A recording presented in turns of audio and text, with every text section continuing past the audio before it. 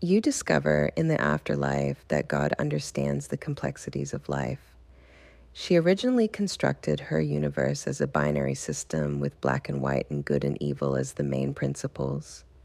But after a while, she came to the realization that humans could be good in some ways, but at the same time be corrupt and mean in spirit.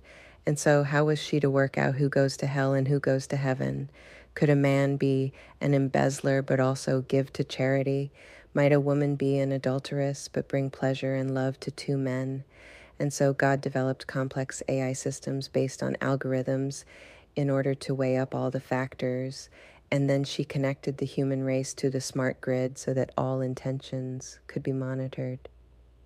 This helped initially, but she didn't really like the idea that the process was automatic, and when her computer generated the final decision, she often would disagree with it. The computerized system of allocating who was to end up in heaven in the afterlife or who was going to hell was not satisfactory to God.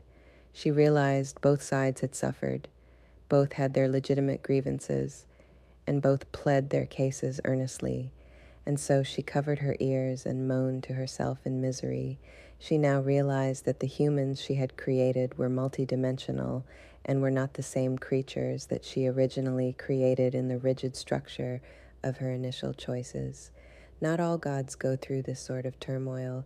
A lot of them don't really care too much about the souls they create, and some gods are just children when they make their choices and don't have enough experience to realize the consequences of their actions.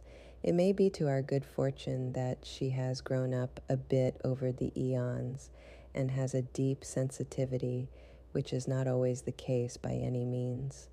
The problem she had as a god and creator was becoming difficult to cope with, and many were gathering in a long queue waiting for a decision to be made on their fate. Her advisors advised her to perhaps delegate the decision-making, but she loved her humans too much and couldn't bear to leave the decision to someone else. In a moment of desperation, it crossed her mind to maybe just let everyone wait around indefinitely and perhaps let them work it all out for themselves. But then a better idea struck her generous spirit. Her better idea was to grant every last human a place in heaven.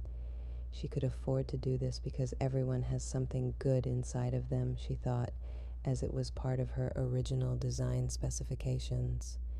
This new plan brought back a spring in her step and a bounce to her gait, and the color returned to her cheeks. She shut down the operations in hell, fired the devil, and brought every last human to be by her side in heaven. Newcomers or old-timers, nefarious or righteous, under her new system, everyone got equal time to speak with her. Most people found her perhaps a little garrulous and maybe over-solicitous, but they did not accuse her of not caring. More importantly, her new system treated everyone equally. It could have been eternal fire for some and endless harp music for others, but not the case in her new system, which respected equality.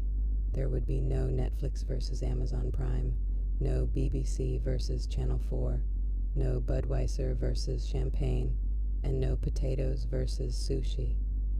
Everyone is a brother or sister to all, and for the first time in existence, we had true equality. The New World Order are baffled and somewhat irritated because they have finally achieved their society, but only by the help of God, whom they don't want to believe in. The capitalists are abashed that they are now stuck in eternity with no incentives to get on, and they are surrounded by communists. The progressive conservatives are not just an oxymoron, but they have no poor and weak people to disparage, and the liberals have no downtrodden to promote. So God sits on the edge of her bed and cries